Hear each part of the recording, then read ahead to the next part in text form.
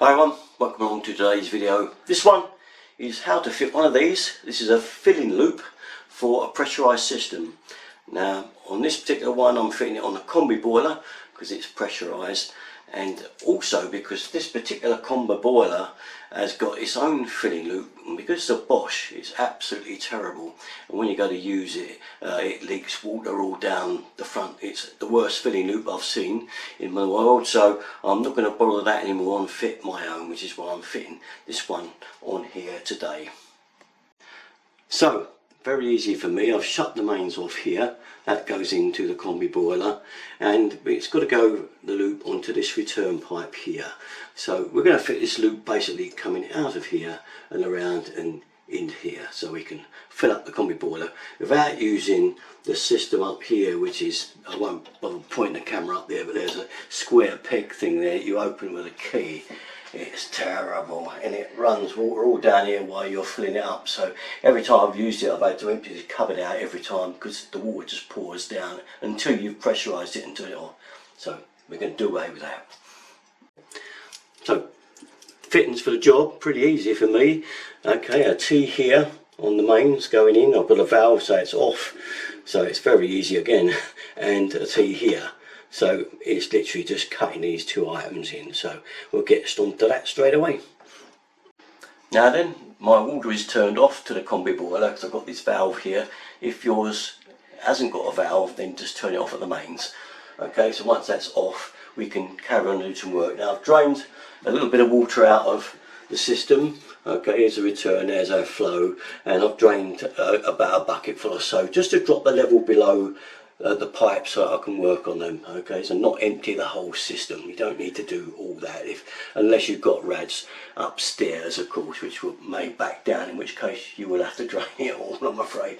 But what I'm going to do now to make life really easy, I've got a bit of gap with mine, so I can put my pipe tube cutter like this on here and cut mine through. So I'm going to cut this one through here, and the main's going to be cut with this tube cutter through here. So we've got two cuts in the pipe ready to put our T's on.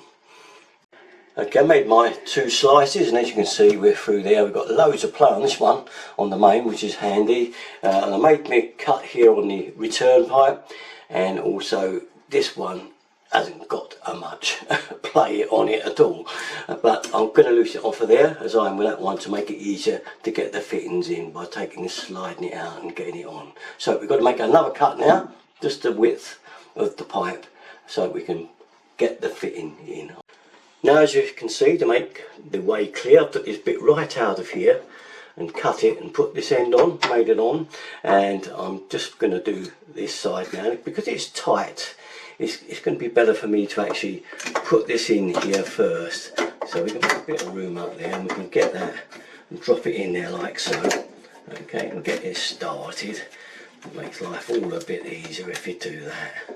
Okay, and now it's all loose, leave it all loose, and you just got to start your nut now on the back of the boiler like it's on now, and tighten it all up and get this in position.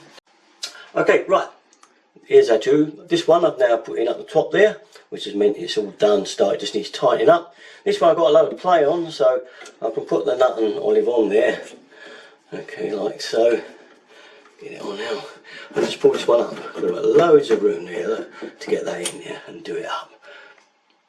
Right, so we've moved on to getting our T's on the pipe. I've tightened them up in the right position. That's facing out this way for me. Now we've got two valves.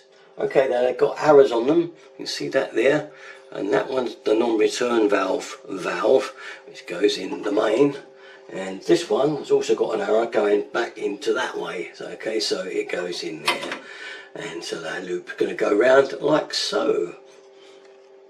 Once our valves are on and done up, you can shut them down and place your hose on. This is it here. It goes on here and here. Okay, and do it up finger tight. There's a couple of O-rings on there. I'll put that there by the boiler, you can see. Make sure they're on there first, otherwise it will leak. And you can basically leave it on. Now if you want to put any inhibitor into your system, now's a good time to do it, to replace any that you might have drained off, and obviously then you can repressurize the system and bleed all the radiators and finish up on 1.2 bar, and that's it, job done. For all my stuff, you know where to go, usual place, Derek 33. Thanks for watching guys, bye bye.